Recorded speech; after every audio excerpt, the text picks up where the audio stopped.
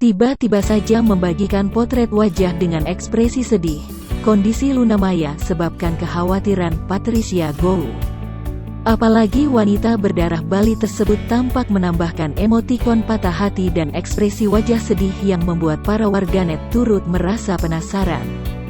Memang belakangan Luna Maya sedang dikabarkan dekat dengan Ryo Chin, seorang pengusaha sekaligus DJ berdarah Jepang. Kini sedang berada jauh dari Ryo Chin yang telah meninggalkan Indonesia. Lewat akun Instagram miliknya Rabu tanggal 15 Desember tahun 2021.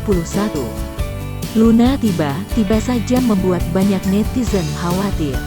Pasalnya dalam unggahan tersebut Luna tampak membagikan potret sedih sembari menambahkan emotikon menangis dan hati yang patah.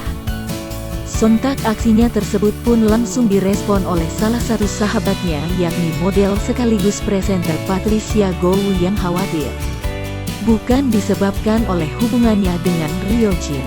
Luna mengaku kesedihannya tersebut hanya disebabkan oleh kondisi rumahnya saat ini.